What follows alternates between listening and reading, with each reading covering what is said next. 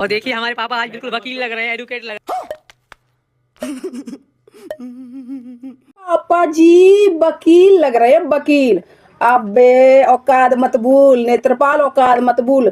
तू वकील क्या, तू वकील के यहाँ पोछा झाड़ू करने वाला भी नहीं लग रहा, वो भी उस वकील क्या, तू एक दलाल के अलावा कुछ भी नहीं है। क्योंकि ये तेरा गंदा अंडा है ना, काला वाला, जिसको कहते हैं मीनू पप्पी जनानी। इतनी गंदी औरत को घर में पनाह दी हुई है जिसने, है इतनी गंदी औरत के साथ ये इश्क लड़ा रहा है। नेत्र अगर कुछ गलत होता है ना तो इसका क्रेडिट टोटल इस नेत्रपाल को जाना चाहिए। क्योंकि इस सारी कहानी की जड़ यही है। क्योंकि जब बेल हुई थी तो बेल के जो कागज थे इनके पिछवाड़े में सबसे ज्यादा पड़ेंगे। क्योंकि ये है ही इस लायक।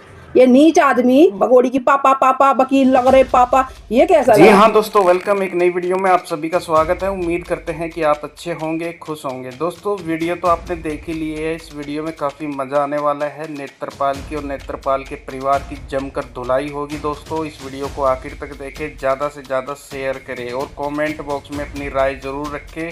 नेत्रपाल जो है जेल जा रहा। और देखिए हमारे पापा आज बिल्कुल वकील लग रहे हैं, एडवोकेट लग रहे हैं बिल्कुल ही। आज तो एडवोकेट लग रहे हैं हमारे पापा जी, बिल्कुल एडवोकेट। क्या लग रहे हो पापा जी, कुछ बोलो। जो किसे है दोस्तों, जैसे कि आपने ये वीडियो क्लिप सुना। दोस्तों भगोड़ी नेत्रपाल को कह रही है कि पापा जी वकील लग रहे हैं, वकील। अबे औकात मत भूल नेत्रपाल, औकात मत भूल। तू वकील क्या, तू वकील के यहाँ पोछा झाड़ू करने वाला भी नहीं लग रहा, वो भी उस वकील के यहाँ जो ना साफ सुथरे अच्छे इंसान होते हैं, समझे, और जिनका कैरेक्टर भी अच्छा होता है। तू तो अपनी बात छोड़ ही दे। तू वकील क्या, तू एक दलाल के अलावा कुछ भी नहीं है। क्योंकि ये तेरा गंदा अंडा है ना, काला वाला, जिसको कहते हैं मीनू पप्पी जनानी, ठीक है ना। तू उसी का ही बाप लगता है देखने में। क्योंकि वो गंदा तो तू महागंदा, जिसको तेरी ये गंदी पैदाइश खड़ी हुई है, ठीक है ना। तो वही भगोड़ी कहती है कि नेत्रपाल जा रहा है भाई किसी अपने ससुराल में शादी में, भगवान जाने इसको बुलाता कौन है। इतने गिरे हुए कर्म कांड किए हुए और एक इतनी गंदी औरत को घर में पनाह दी हुई है जिसने, है इतनी गंदी औरत के साथ ये इश्क लड़ा रहा है। नेत्रपाल तो इसको पता नहीं कौन इसकी रिश्तेदारी में बुलाता भी कौन है। इसकी जगह हम बार हो ना तो बिल्कुल रिश्ता क्या खत्म कर दे, ये पास से भी निकल जाए ना, थूक दे ऐसे करके। तो वही मुझे समझ में नहीं आता भाई। नेत्रपाल बड़ा हीरो बन के अभी तक जो आपको पता है नेत्रपाल की खुद की हैसियत क्या थी। जो ये जो सूट बूट में जो घूम रहा है ना, सूट बूट में, तो वो किसकी देन है भाई, वो हराम की कमाई की देन है। वो जो सूट एक बनवाया ना ब्लू कलर का, जो अक्सर लटका लेता है और बड़ा किराए पे गाड़ियां कर करके जाता है, बैठ के हीरो बन के, मतलब बहुत पैसे वाले करोड़पति अरबपति लोग जो बन चुके हैं। अभी तक तो जो साला सड़क पर झाड़ू लगाते थे, हैं उनकी हैसियत भी नहीं थी इनकी, ठीक है ना। जो आजकल जो सूट बूट में बड़ा बना घूमा। अरे नेत्रपाल पता है ये जो तूने सूट बनवाया ना, वो भी तेरी कमाई का नहीं है, तेरी कमाई का नहीं है। तेरी ये हराम की जो नाचती है कोठे वाली, उसकी कमाई का है, समझे। तो ये भगोड़ी ने अपनी कमाई से इसको ये सूट बनवा के दिया होगा, ठीक है ना कि इनकी औकात नहीं है सूट पहने, और सूट इनके ऊपर जचता भी नहीं है, ठीक है। सूट एक सूट वाले इंसान की एक हैसियत और एक कहने का मतलब खुद का कैरेक्टर भी होना चाहिए सूट पहनने लायक, समझे। तो ये बड़ा सूट पहन के जाता है रिश्तेदारी में। पहले तो पता नहीं कौन कैसे गिरे हुए लोग हैं जो इसको बुलाते हैं। फिर चलिए आगे चलते हैं। ये नेत्रपाल जो जितना ये कर्म कांड है ना, इस घर में जितना कर्म कांड है उसकी देन ये नेत्रपाल है, नेत्रपाल है।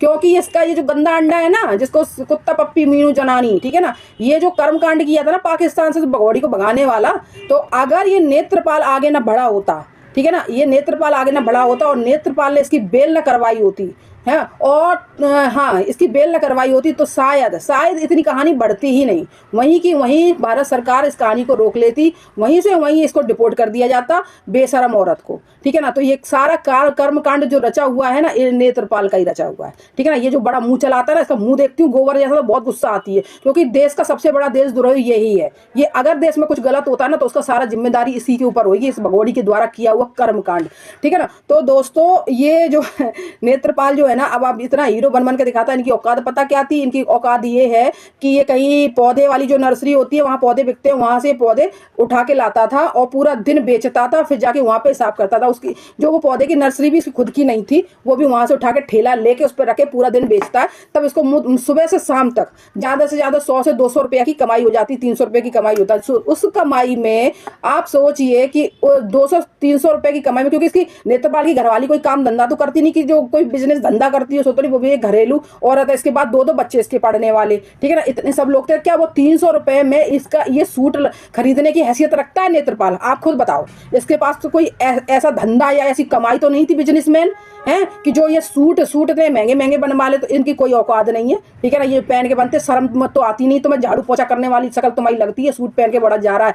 तो दोस्तों मैं यही कहना चाहूंगी कि अगर कुछ गलत होता है ना, तो इसका क्रेडिट टोटल इस नेत्रपाल को जाना चाहिए, क्योंकि इस सारी कहानी की जड़ यही है। क्योंकि जब बेल हुई थी, तो बेल के जो कागज थे उसमें डॉक्यूमेंट्स में इसने पता क्या लिखवाया था नेत्रपाल? इसने लिखवाया था कि ये सीमा हैदर जो है ना, इस मीनू पप्पी की दोस्त है, यानी कि एक रिश्तेदार है जिसको ये घर में पनाह दे रहे हैं अपने। ये नहीं कहा था कि मीनू पप्पी की ये घरवाली बना लेंगे, ये एक ओनली मीनू पप्पी की जो है ना दोस्त है, ये लिखवाया था उसमें। और फिर उसने क्या किया, चलिए ठीक है, वहाँ से बेल करा ली, बेल करा के अपने घर में रख ली उसको, घर में रख के खूब अय्यासी करवाते रहे उसके साथ, खुद भी करते होंगे, कोई बड़ी बात नहीं है, कोई बड़ी बात नहीं है, ठीक है ना। क्योंकि ये 1.5 साल करीबन 1.5 साल करीबन ये बिना शादी के ही, बिना वो ड्रामाबाजी जो शादी हुई थी इलीगल वाली, उसके बिना ही तो रही थी। और कोई नेपाल में शादी नहीं, कुछ भी नहीं, सिर्फ अय्यासी 4 बच्चों की अम्मा दिन रात अपने लड़के के साथ लिटाता था ये नेत्रपाल, ठीक है ना। और इसके बाद में खुद भी लेटता था, और जाने किस किस को लिटाता हुआ, इसकी कोई वो नहीं है।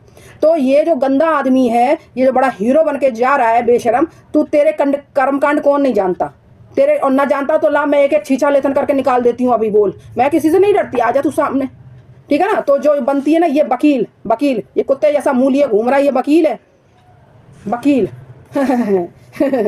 वही तो मैं कहना चाहूंगी दोस्तों कि ये औरत अपने, और हाँ, जो नेत्रपाल को ये पापा बुलाती है ना, अबे बुढ़िया 45 साल की 4 बच्चों की अम्मा, बड़ी लड़की बराबर की होने वाली है तू उस नेत्रपाल को बुलाती है पापा, तू उससे उम्र में बड़ी है अम्मा, समझे? पापा तेरी जरा सोच समझ के मुंह से भी निकालते भी शर्म नहीं आती है। शर्म इन लोगों में है कहाँ जो निकालेंगे। तो वही कहना चाहूंगी कि भाई ये जो इतने ड्रामेबाज लोग हैं, जिनके मुंह पर थूक दो ना तो सारा थूक भी गंदा हो जाए, इतने गंदे लोग हैं ये लोग। तो बड़ा हीरो बन के जा रहा है, और वो नेत्रपाल की घरवाली वो तो नजर ही नहीं आई वहाँ पे, क्योंकि अम्मा थी ना वहाँ पे, उसकी अम्मा जिसको भगौड़ी कहते हैं हम लोग, तो वो अम्मा थी ना, पापा जी बड़ी आई पापा जी, और वो पापड़ से मुंह का लिए पास में खड़ा हुआ। तो जब आगे की कार्रवाई होगी, जब हैदर भाई आएंगे ना, तो ये कार्रवाई जब होगी तो उसमें इनकी पटकथा बहुत अच्छे से लिखी हुई है नेत्रपाल की, ठीक है ना। इनकी जो पटकथा है ना बहुत अच्छे से लिखी हुई है, देखना इनके पिछवाड़े में सबसे ज्यादा पड़ेगी, क्योंकि ये है ही इस लायक, ये नीच आदमी ये। और पता है ये इसका एक और फंडा है कि ये कभी जो ना जबरदस्ती वीडियो में खींच के लाया जाता है, बाकी टाइम ये गायब हो जाता है। ये खूब हाथ पैर जोड़ रहा था एपी सिंह के, अपना सर रख रहा था उसके पैरों में कि हमें बचा लो। अब बड़ा सूट बूट में आया कन्हैया बन के चल देता है बड़ा। ये लगता है यानी कितने बड़े करोड़पति ये लोग हो गए हो, ऐसे बनते हैं, गाड़ी में ऐसे बैठ के जाते हैं कि oh my God, suit boot पहन के। ये लगता है कि अब इनके सामान कोई बचा ही नहीं हो भाई। पैसे वाला दुनिया का सबसे अरबपति करोड़पति आदमी तो यही लोग बन गए। टाटा अंबानी सब इनके आगे फेल, पानी भर रहे भाई इस भगौड़ी के आगे। इस भगौड़ी में इतनी तड़ा चुकी है पापा। अबे बेशरम, वो बाप जो मर रहा था, तल पानी के लिए तरस रहा था, उसके कपड़े उठा के फेंक दिए घर से, उसको धक्का मार दिया घर से। उसकी जब अंतिम सांसें चल रही थी तब भी उसने फोन किया कि मुझे बच्चे दिखा दिया, तब भी फोन काट के रख दिया कि अभी नहीं आ पाऊंगी भाई, तू मर जा, बाद में देखती हूँ। तो वो ये भगौड़ी है जो पापा करती है, तेरे मुंह से ये पापा अब्बू ये शब्द अच्छे नहीं लगते बेशरम। तेरे को तो तेरे बच्चे ही जवाब देंगे, तेरे जो बड़े बच्चे हो जाएंगे ना, यही तुझे समझा देंगे कि आखिर पेरेंट्स क्या होते हैं, ठीक है ना, और पेरेंट्स की कैसे वो की जाती है, ये सब तुझे समझा देंगे। ये तेरा बड़ा लड़का ही तुझे समझाएगा कि आजा अम्मी जान, मैं तुझे बताता हूँ कि तुझे किस औकात में रखना है। तो दोस्तों आपको ये नेत्रपाल का वीडियो कैसा लगा, नेत्रपाल की बोलने की स्टाइल कैसी लगी, और भगौड़ी की पापा वकील लग रहे पापा, ये कैसा लगा, सब कुछ कमेंट में जरूर बता।